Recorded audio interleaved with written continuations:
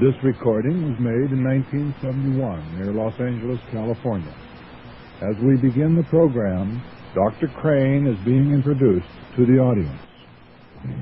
We are delighted to have Dr. Stuart Crane with us for the Americans in class this afternoon. Dr. Crane, for those of you who may not know, is the Dean of the School of Business at Bob Jones University in Greenville, South Carolina.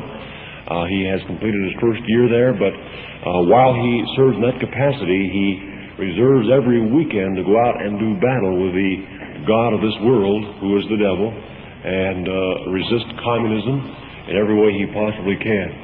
It was my privilege to meet Dr. Crane personally, just briefly at the banquet last summer at the Disneyland Hotel, and then more fully at Bob Jones University this past fall. He was very gracious and flew me down to Atlanta in his airplane so that I could catch a flight back to Los Angeles in time for our Christmas program, I believe, which was taking place at that time.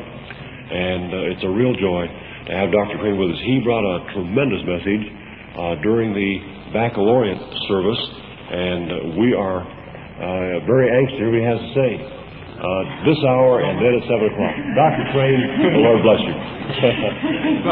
I'm going to, because this is a class, if you permit me to do a little teaching, and I'm going to take a little different approach than often taken.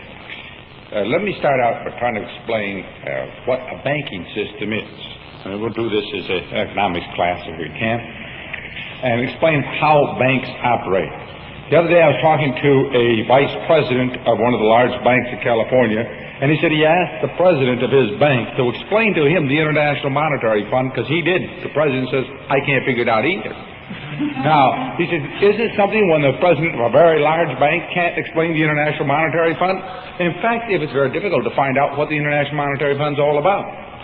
And if you ever got a textbook on it, it's full of gobbledygook you can't figure out anyway. The textbooks kind of run over with a bunch of platitudes, but things seem to be quite mysterious about banking and Federal Reserve and what happens to money and depression and inflation and all these other sorts of things. Let me explain it this way, if you will let me.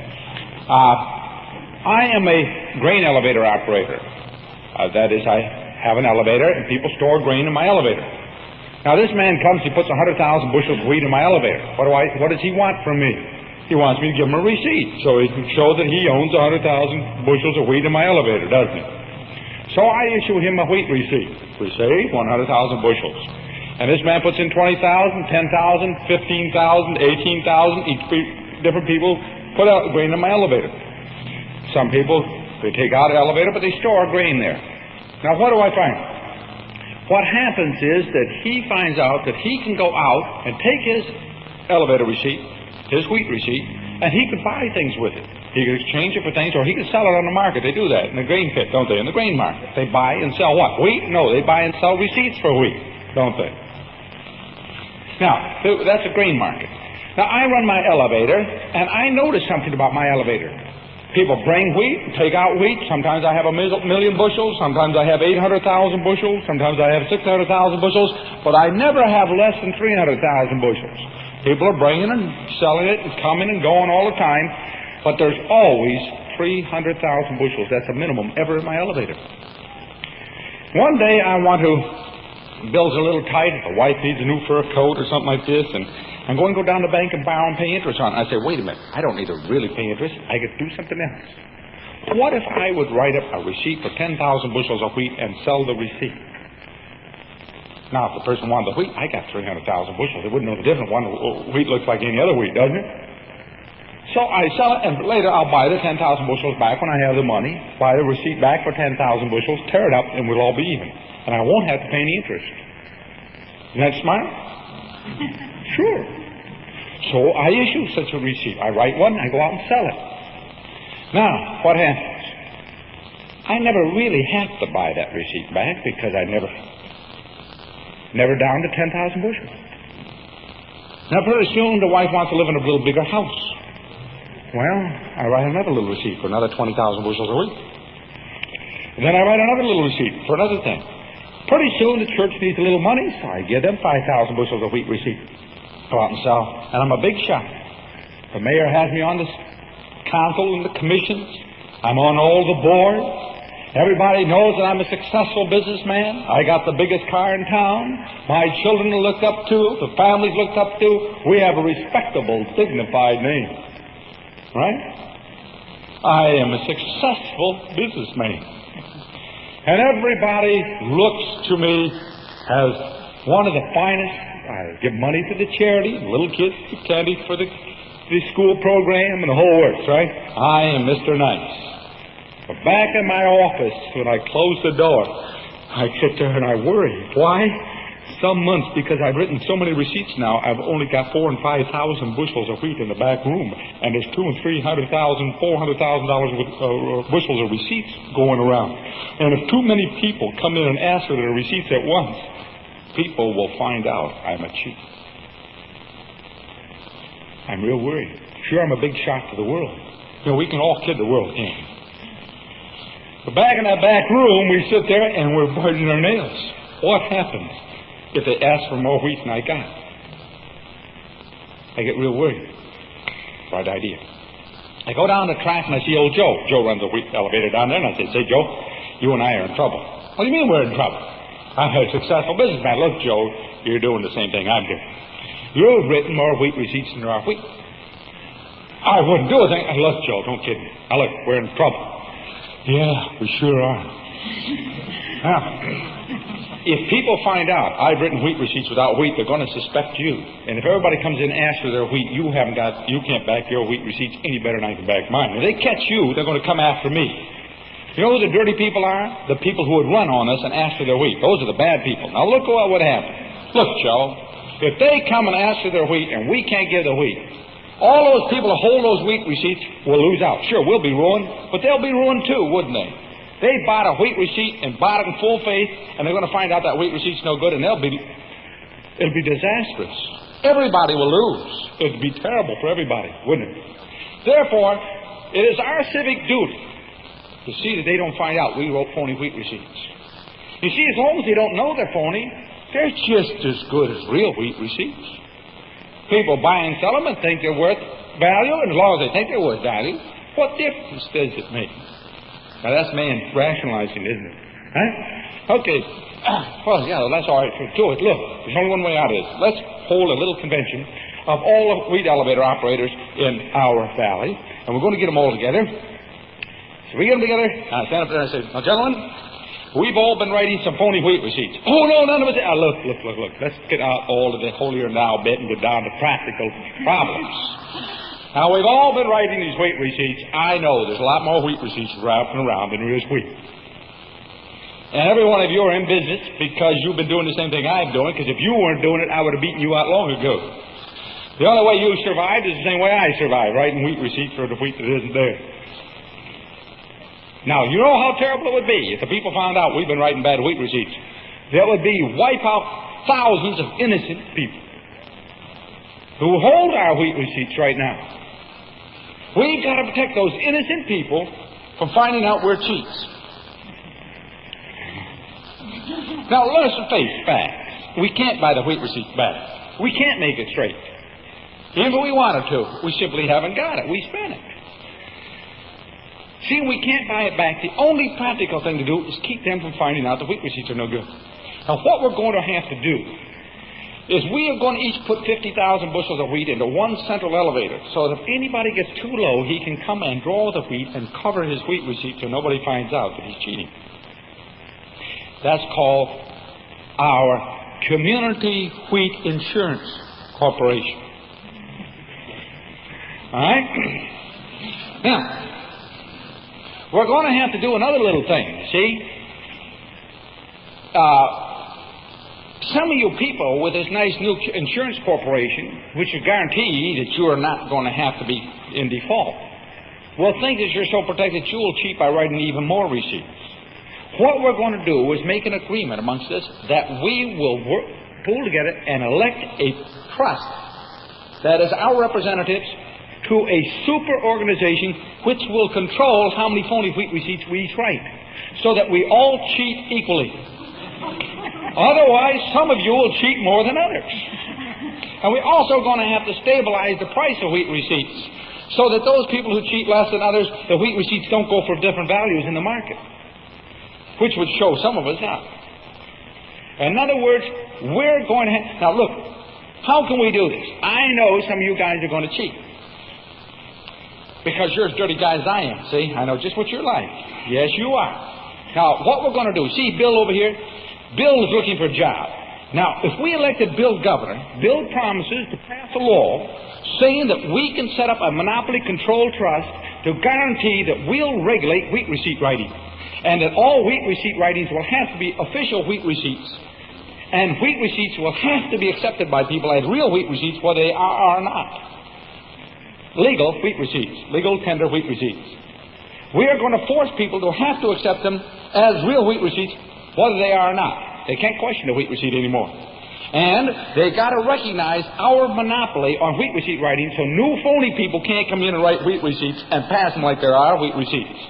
Not only that, he promises to pass a law that anybody who makes a copy of our phony wheat receipts will go to jail as a counterfeiter. He's counterfeiting wheat receipts, isn't he? Only the members of our monopoly association can write phony wheat receipts. This is for the good of the people, because if there are too many phony wheat receipts around, people get suspicious. We've got to keep new wheat receipt writers out of the business.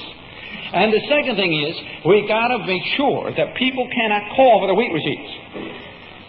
So after a few years, this goes along, and people get used to this sort of thing. And of course, remember, who are the bad people in bank runs? Why, the people who come in and ask for their money back. The people who run on a bank are the people who are bad, aren't they? They are causing lack of faith. Our textbooks tell us the bad people are the people who ask for their money that they deposited in good faith, aren't they? Because they cause bank crashes that hurt everybody. Why? The bank can't pay. Why? They don't have it. Why? That's interesting, isn't it? Well, let's go back and now take a look at something else. After a few years, people get used to these nice new official-looking wheat receipts. They can't get wheat for it. We pass a law now. Look at what would happen if people in general ask wheat receipts from everybody. Sure, we can have this central wheat pool. We transfer wheat back and forth to keep any one person getting caught. What if everybody would ask for wheat receipts, or a lot of people in many banks at once? We might not be able to deliver enough wheat receipts. What are we going to do? Old Joe is still up there. It only costs us 0.5% in order, each of us, to finance a good election campaign to make sure the right guy is making the right laws. So we have to make a new law. It is illegal for people to have wheat for their wheat receipts. Now, there are wheat receipts, and there's wheat there, but you can't have any wheat. It's illegal for anybody to hold wheat unless they are a member of the association. Now, members of our association can hold wheat, but nobody else can have it. You understand that? That is to keep these awful people from asking for more wheat than there is. How could they ask for more wheat than there is if we had wheat behind every wheat receipt? Well, they couldn't. But what if there are more wheat receipts than there's wheat? That's the only way you could ever be a run on wheat receipts, right? And so to protect against a run, we've got to make sure that people can't have wheat. But now we've got to be honorable about this thing. We've got to give wheat to other members of the association. You see, you're going to have to pay off to club members in real wheat. But you don't pay off to non-club members. They can't own wheat. Only the licensed members of the association, right? Called the Federal Wheat Reserve Board. Oh, what a classic that is. Of course, we do this to stabilize the wheat receipts to protect everybody from unstable wheat market. Isn't that right? Sure.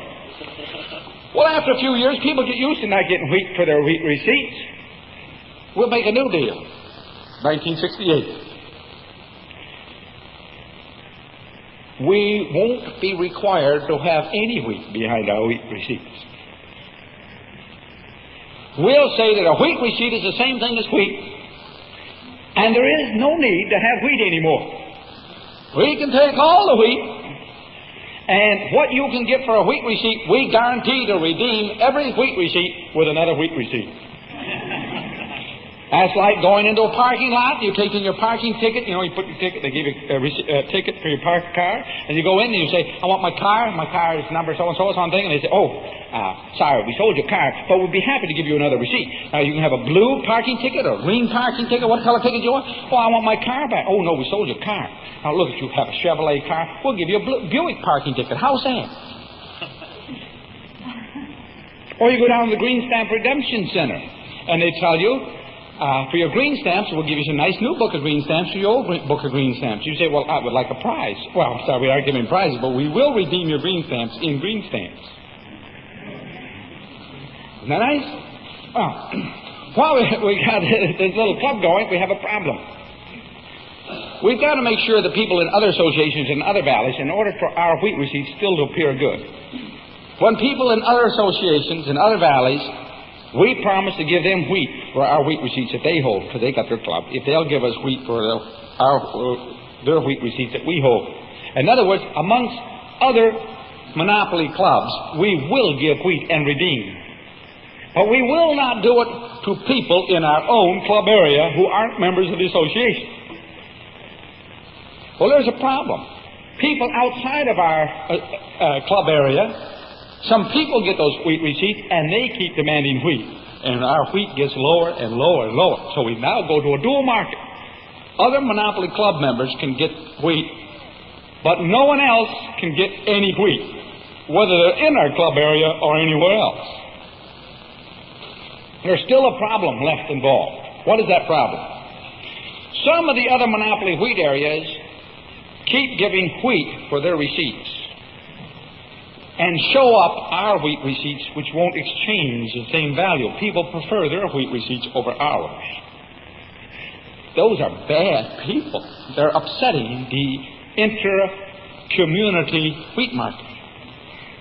There are other people valleys which have their monopoly association, which will not redeem their wheat receipts even for us when we hold them.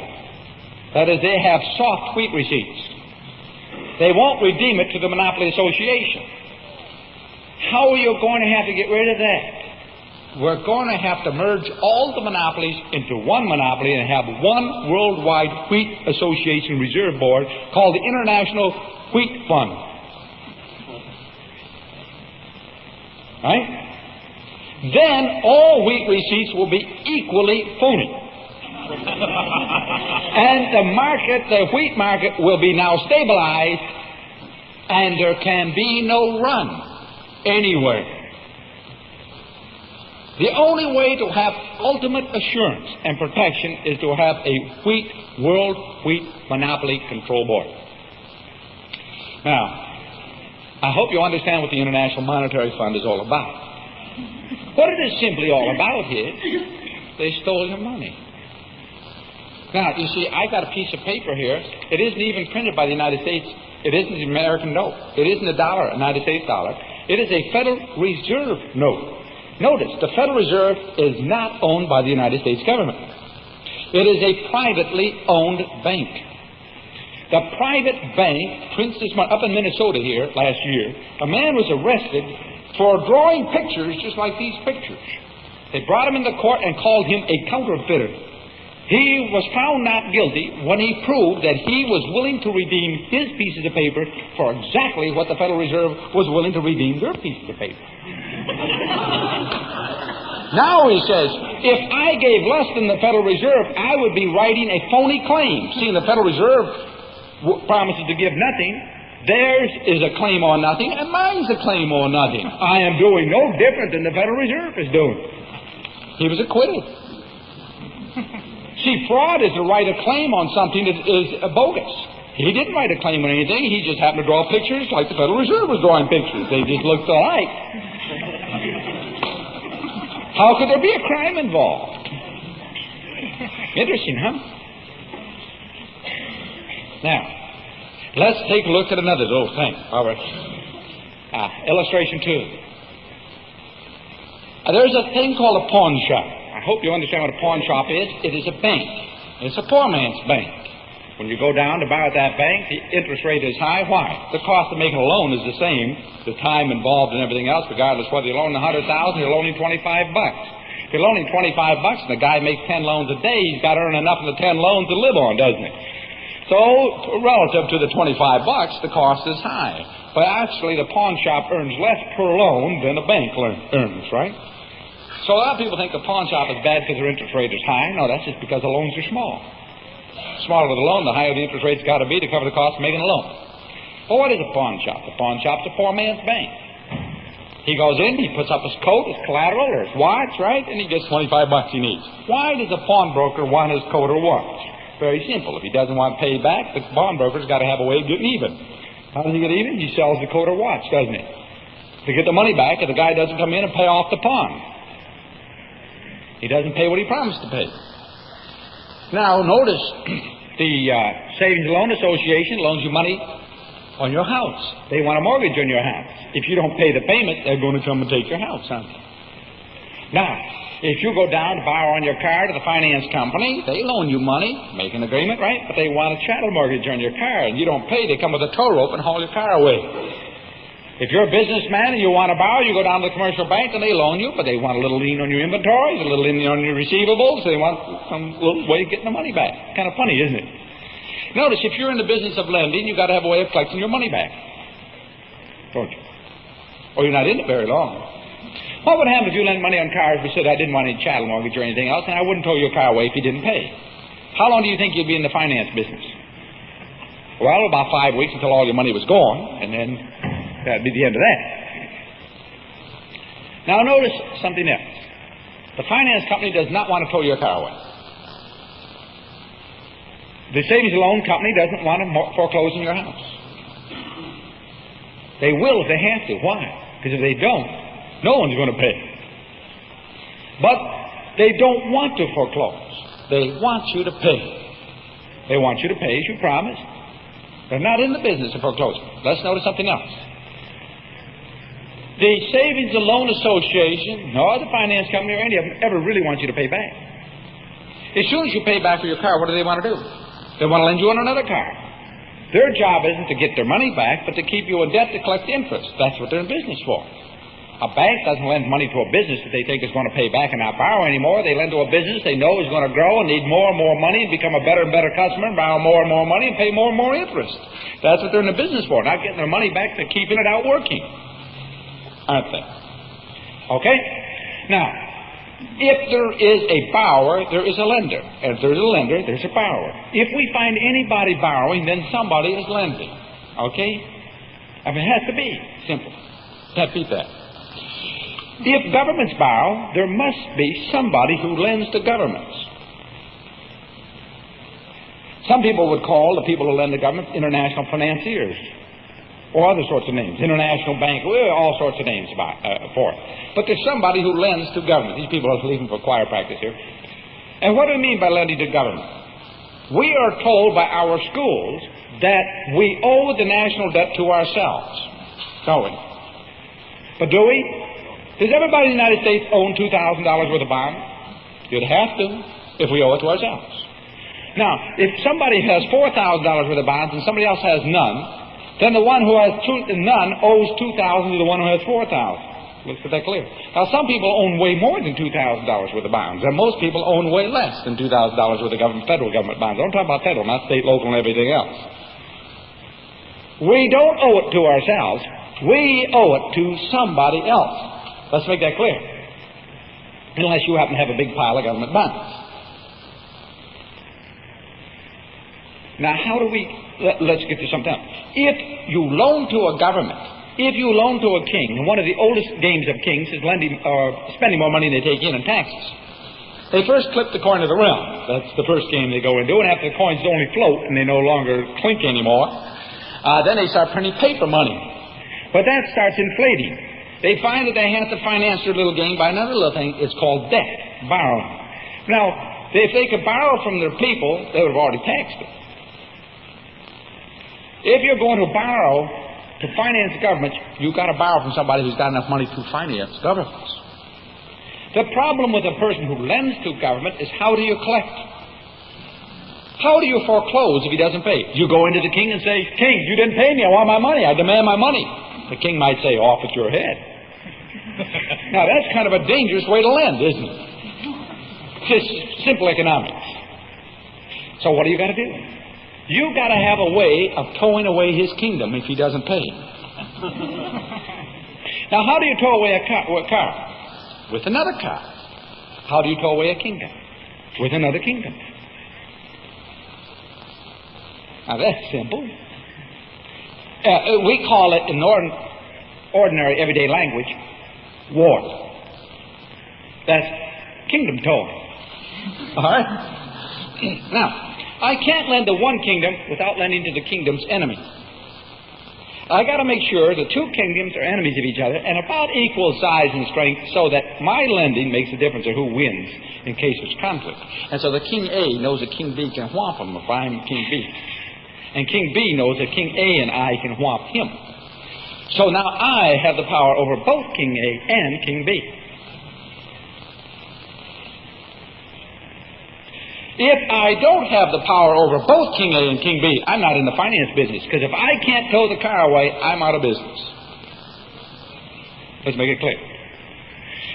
Let's take a little history. Back in 1762, a man named Mayor Rothschild started out a little banking house. He had 5 sons. There was a monopoly set up going on in Europe at that time. Napoleon, a man who mysteriously rose to power, wasn't even a Frenchman, puts on a continental policy. Nobody could import into Europe anything by law of Napoleon. The English government, the enemy of Napoleon, put a law, a blockade around Napoleon. No one could ship to Napoleon. Obviously, there could be no shipping. But only one family was allowed in broad daylight to run both the French and the British blockade and run the ships from England and anywhere in the world into Holland and deliver goods at fantastically high prices because of the monopoly established by both governments, with Nathan Rothschild in England and his brothers on the continent distributing the goods. They became extremely wealthy. In 1815, Nathan Rothschild in England, after the Battle of Waterloo, received the news 2 hours before anybody else of who won, or maybe he even knew before then. But he started selling publicly government bonds. The government would be financially collapsed if Napoleon won at Waterloo. If Wellington won, the bonds were good. Publicly, Nathan Rothschild started selling government bonds, British government consols, and he started selling them in a panic to get rid of them, screaming, trying to get rid of them at any price. The prices fell and fell and fell. In 2 hours, they fell 95%. And he had all of his agents buying the bonds as everybody else rushed to sell theirs. And in 10 minutes, he bought the British government. Not bad for a little operation for an afternoon, you know. In 1820, when the French government was financing itself to a new bond issue, all the French bankers were invited in by the king. And Napoleon, or Louis Rothschild, who built himself a little house exactly like Versailles, was sitting out in the anteroom because he wasn't invited. Louis Rothschild was sitting there in his white ermine garments with his big coach and 12 white horses and everything out there and all his liverymen, and he's just sitting out in the anteroom. In a few minutes, people started scurrying in and out of the palace. The French bond market had just collapsed. And Rothschild is sitting out there twiddling his thumbs as the King of France comes out and bows to Louis Rothschild and invites him in. And Louis Rothschild bought the government of France. Salomon Rothschild is down in Vienna. He is financing his friend and the partner, Prince Metternich, who are running the Holy Roman Empire, Austria, Hungary, Bulgaria, Yugoslavia, what is now that whole area. He couldn't even own property in Austria. He just owned the government and the emperor, which was bad for a little boy, just trying to make good. What about Calvin Rothschild, the youngest boy? Well, he arrived kind of late, but he arrived down in Naples, opened up the Rothschild Bank in Naples. Within a few years, he had every kingdom in Italy, which, remember, was not a nation yet, so heavily in debt to him, including one little kingdom called the Vatican. In fact, he had the Vatican so in debt to him by 1842 that Calvin Rothschild ordered the Pope to invite him to the Vatican and feed him kosher in public at a public banquet. Which was rather humiliating, particularly when the Pope got up and asked him if he would refer to Rome is the holy city. Calvin got up and said, Jerusalem is the holy city, which didn't help the Pope at all. But you know, there are times you can't say anything. It's called diplomacy, isn't it? Do not fast forward. The oldest son sitting up on Frankfurt on the Main. Well, Ishmael found this nice young German count, a baron actually, who was a young ambitious fellow, wanted to go somewhere, seemed to be a fairly bright boy, so he took this little boy in and financed his little career. The man's name was Otto von Bismarck, the Iron Chancellor, the man who wielded and built Germany. They did pretty good. Now notice, in Europe, after every war, how there had to be two powers, groups of powers of equal size, called balance of power. Why? You've got to make sure all King A's can be threatened by King B's, and B's by A's. But you need somebody on the outside to change the power. What was that? England. Nathan Rothschild in England, and you had Louis in France, and Solomon in Austria. Notice the center of every militant group, or the coalitions, was Vienna and Paris, with Nathan Rothschild's England staying on the outside as the whip saw which way the thing was to go. You could watch which way the victor was going to be in every war by which way England went. The problem was, when the game came up in 1914, England wasn't enough to throw the battle. So they got a new one, called the United States, to do England's role. Well, anyway, notice you've got to have a way of collecting. You also got to have government debt if you're going to get money away. Notice, a man belonged to a very wealthy club back in the 1840s. This club, made up of the most wealthy and powerful people in Europe, called the League of Just Men, had two of which now are famous people. At that time, they were practically unknown. They were just small members of this. They were really kind of the cloakroom boys, named Frederick Engels and Karl Marx.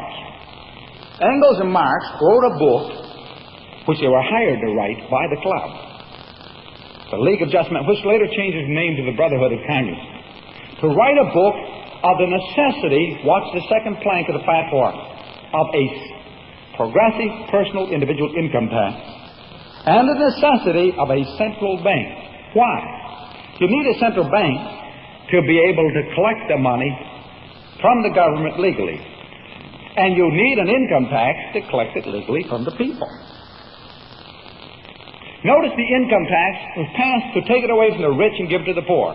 May I give the Internal Revenue's testimony before the United States Senate in 1969 on the Internal Revenue Act. One, they said that in 1968, those people earning more than $20 million in that year paid less than 7% income tax. Those people earning over $600,000 half paid no taxes whatsoever. 85% of the entire personal income tax came from the lowest tax bracket. It's not tax the rich and give it to the poor. There are 100,000 tax-free foundations that pay no tax.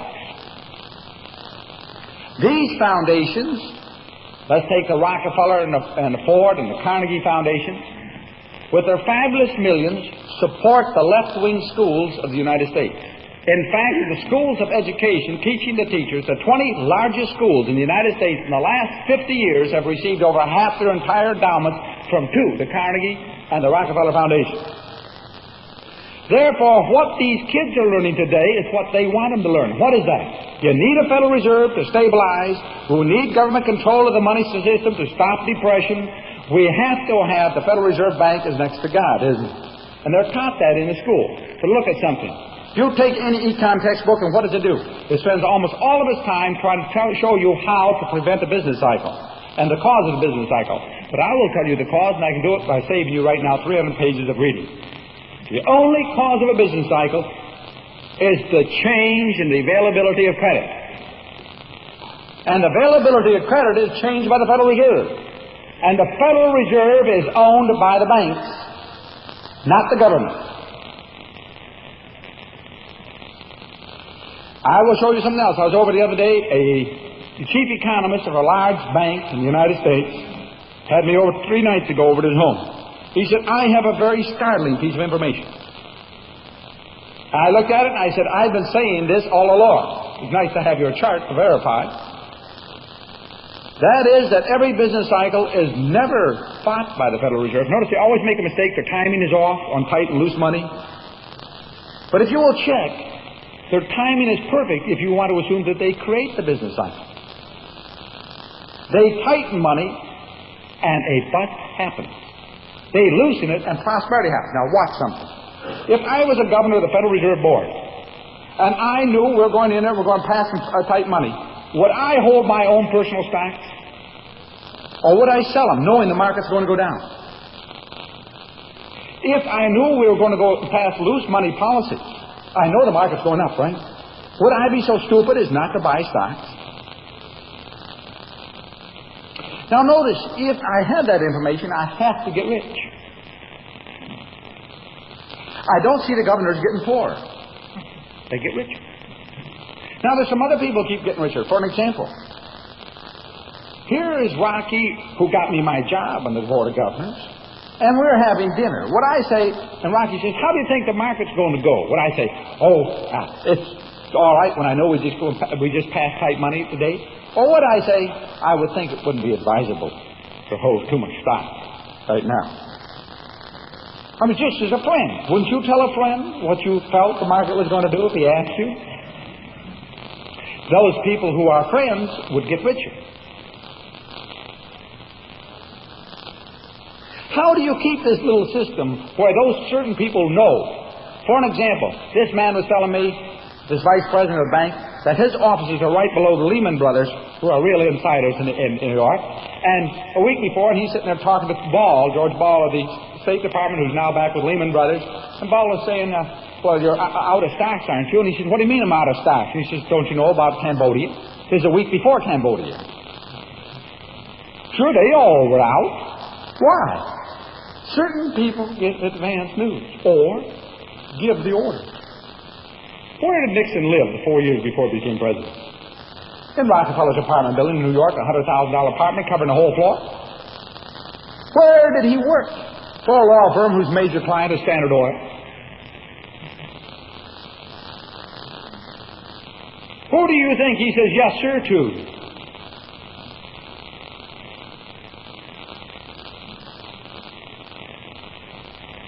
Rockefeller established in 1919 an organization called the Council of Foreign Relations.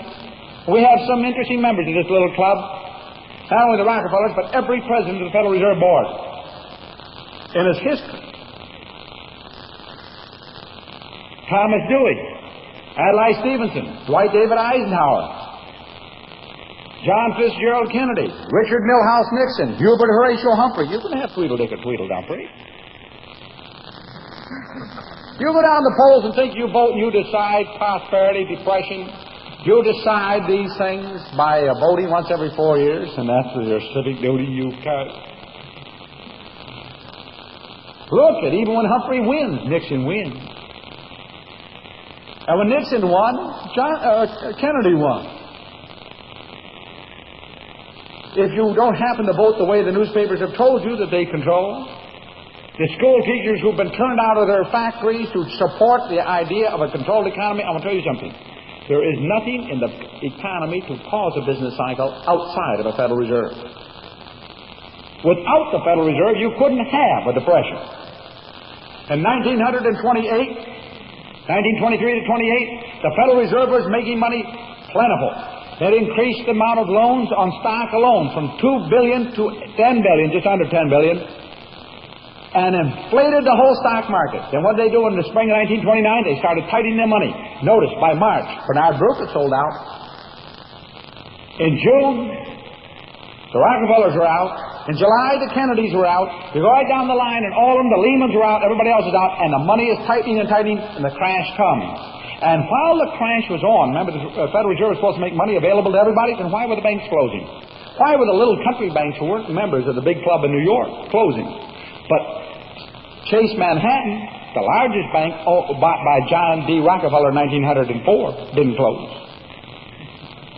New York City Bank, the second biggest bank in New York, bought by William Rockefeller in 1904, didn't close. Could there be something? Here you see Gus Hall saying we're going to take away Rockefeller's millions and give it to the poor. But Rockefeller doesn't put his money in the Birch Society. In fact, Rockefeller puts his money in the left wing, doesn't he? He puts it in the schools, turning out people who hate this country and hate the free enterprise system. Why? He hates the free enterprise system. The enemy of him is a competitor. You notice when one of those poor boys like Teddy Roosevelt got elected to fight the monopolies, did the monopolies become less or more? Did the big businesses become less or more? You see, in the 1900s, small businesses were popping up everywhere, weren't they? Competition against the big businesses were everywhere. Everybody could go into business, and everybody was. In every town. Sure, Standard Oil would come in and dump oil to wipe you out, right? But what happened? The day they raised the price and wiped you out, you went back in business again. It wouldn't work. They had to get Teddy in there to start setting up the legal monopolies, the regulations, the controls on how much oil can be pumped under conservation, so that you couldn't get a license to pump oil while Standard Oil could. What do you think conservation programs are for? Only those people with a license can do it. What about crop control, wheat control, cotton control? Why? You don't get a license, your land is worthless, is it? You can't grow cotton unless you get a government certificate. The people in the know get the certificate. The people who finance and give the right money to the right party and the right candidate get the certificate. You play ball, you get the certificate, don't you? If you don't get a certificate. But how do you keep this whole game going? You could never get off with it unless you had government schools which were financed not by the parents, not willingly, but the money was taken by force.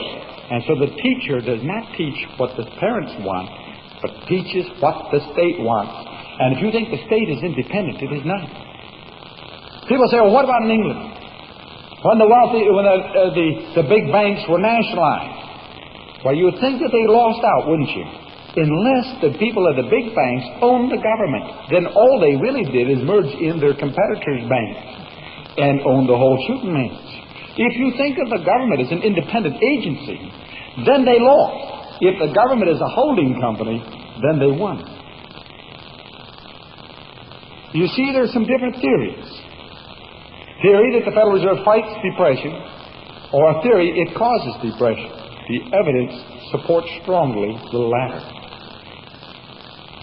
We have a theory that inflation is supposedly caused by wage price spirals, isn't it? I want to tell you something.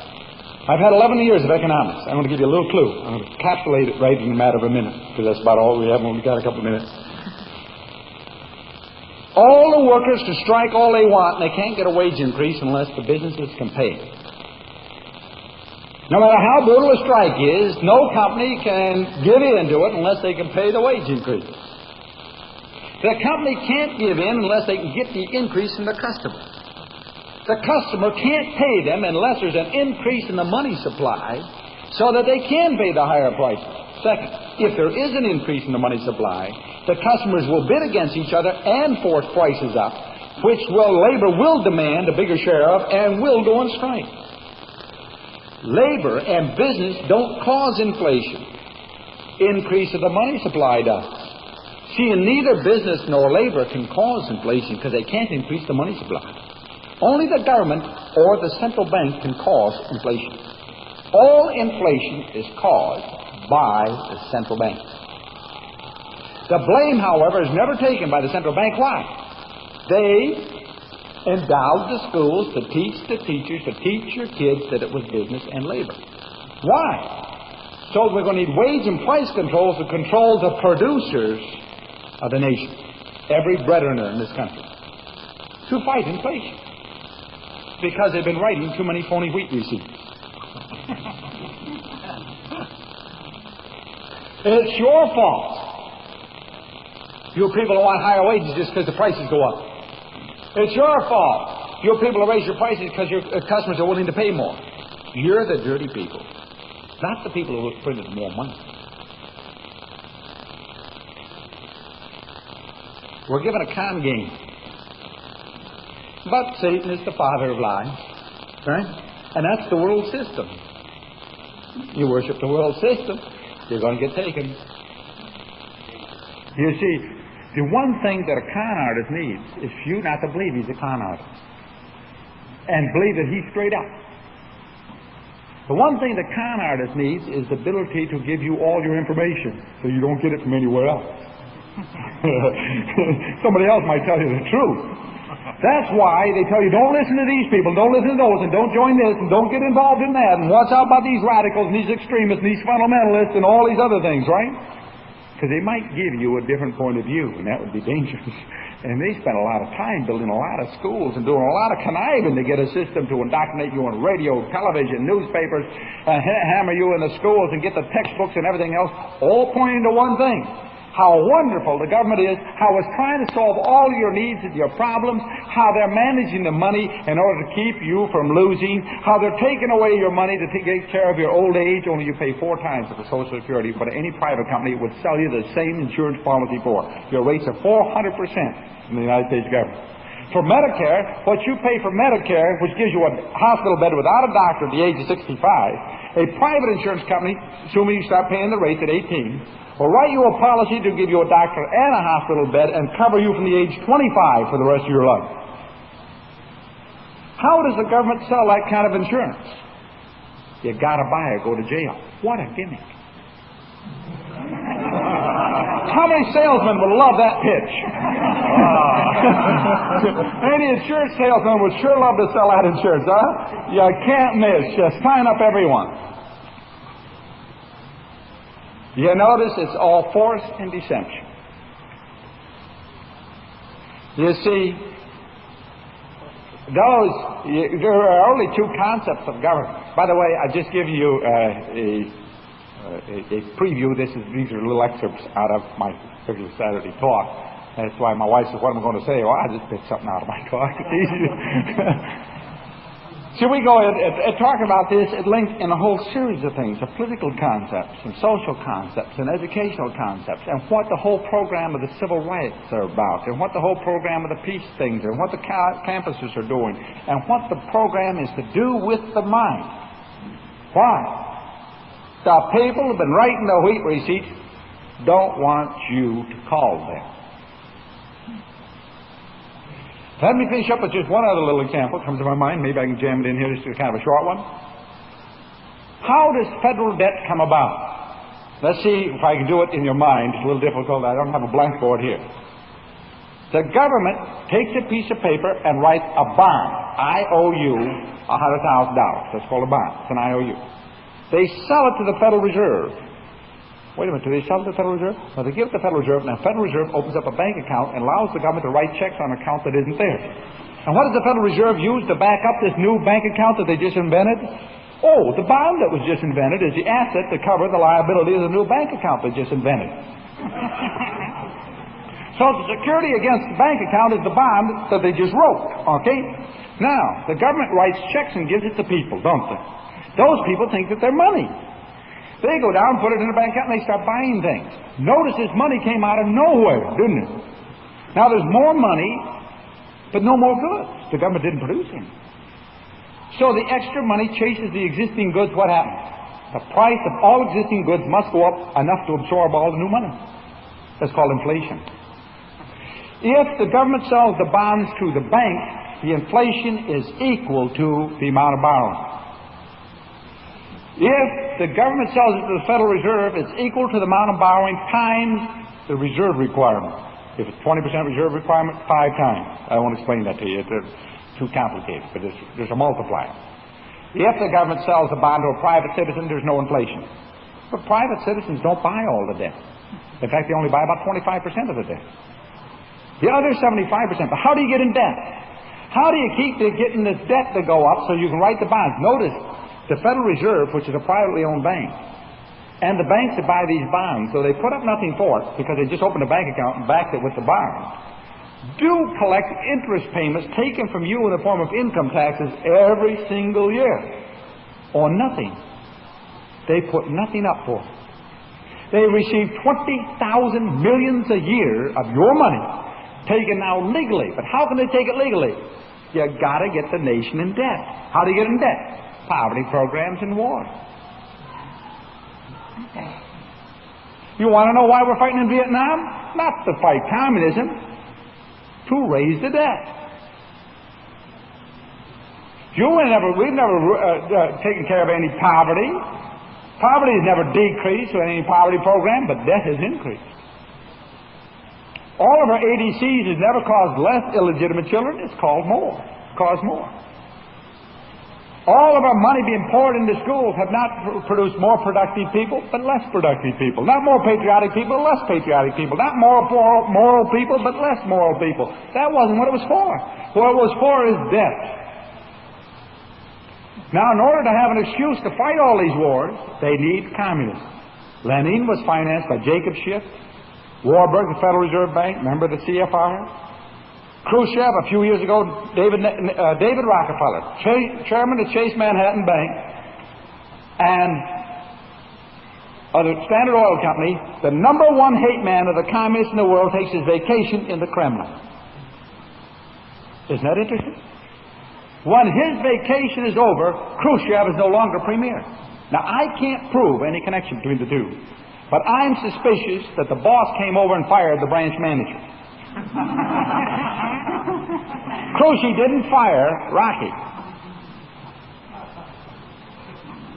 A couple years ago, Nelson Rock, last year, before the Senate, he said, I believe that the wealthy of this nation owe it to our country to contribute 5 or 10% of their income in income taxes, even though they don't legally have to pay. 5 or 10%. They take more than that from me, that dirty, rotten crook. And look at Bobby Kennedy in 1966 says, Nelson Rockefeller's a dirty rat. He only paid $685 in income taxes last year. What a rat, because Bobby Kennedy paid none. All of his was in a foundation. In fact, no Kennedy has ever paid any income tax. No Kennedy, they've only paid the whole family property tax once in their life, and that was on the Chicago, the Merchandise Mart. After John Kennedy was president, they paid at half rates. They wouldn't even go full rate on one building to try to look legit. The Rothschilds, who by 1850 were considered wealthier than all the royal families of the world, have never paid a tax of any sort to any government in history.